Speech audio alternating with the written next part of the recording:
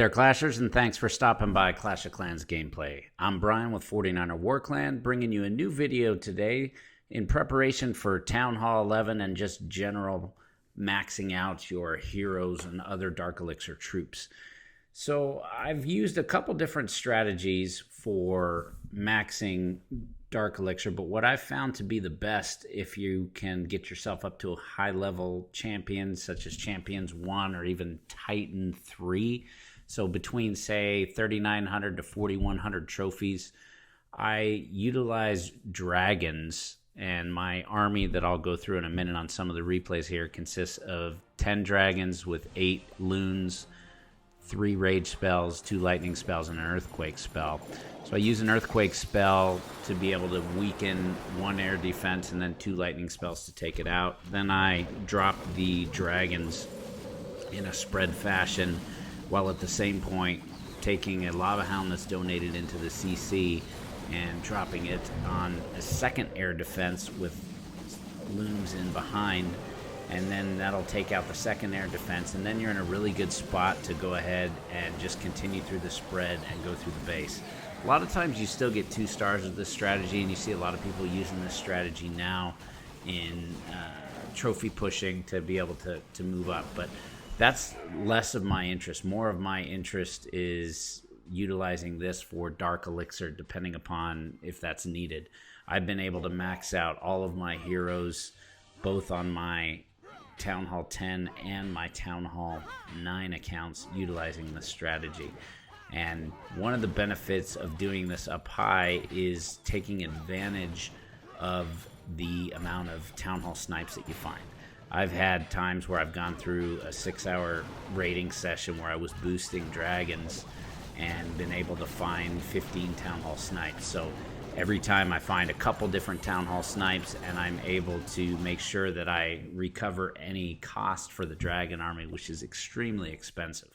So you can definitely take advantage of that into making sure that you maximize the amount of times that you can use it, and going through a boost session allows you to take care of boosting the barracks so that you can attack more frequently.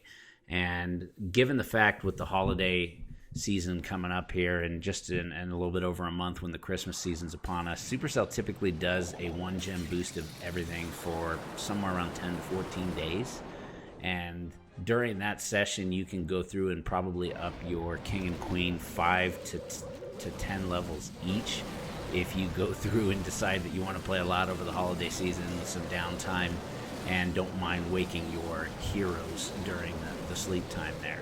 So when I've gone ahead and done this, and through the last Christmas season I was able to max out my heroes on my second account utilizing this exact strategy.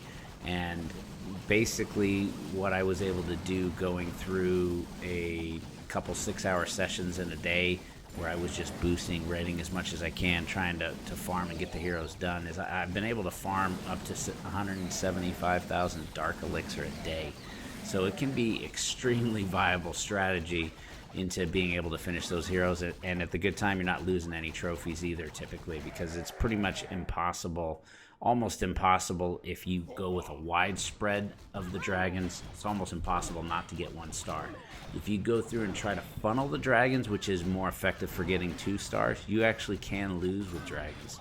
So trying to avoid the Inferno Towers, and maybe the only thing you're typically funneling for is the Dark Elixir.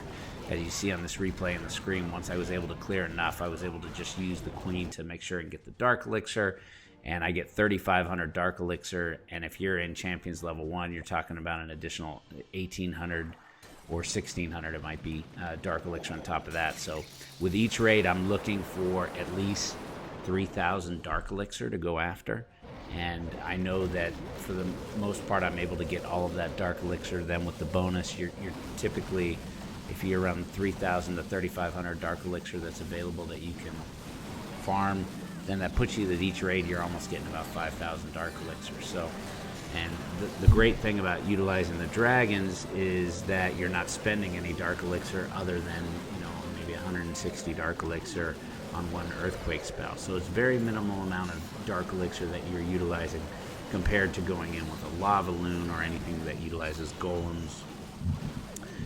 It can be difficult. And the other aspect that's nice is that this still enables you to push relatively high with it. So I think overall you'll see that it's a very useful if you're looking to kind of figure out a way to get those heroes up as quickly as you possibly can. Taking advantage of the upcoming boost, make sure you go ahead and use that. And and also it's a good time to prep on going high from a trophy standpoint. I'm always a big fan of farming up high because I think it helps your war attacks when you can hit higher level bases, so it allows you to practice against some higher level bases than what you might typically find down in Masters League or Crystal League or anything like that. So if you can be up into Champions League and higher, it's good practice for war, while at the same point there are avenues to where you can farm. So that's going to wrap it up for today. Thanks for stopping by, and make sure to like, comment, subscribe, and until next time, clash on.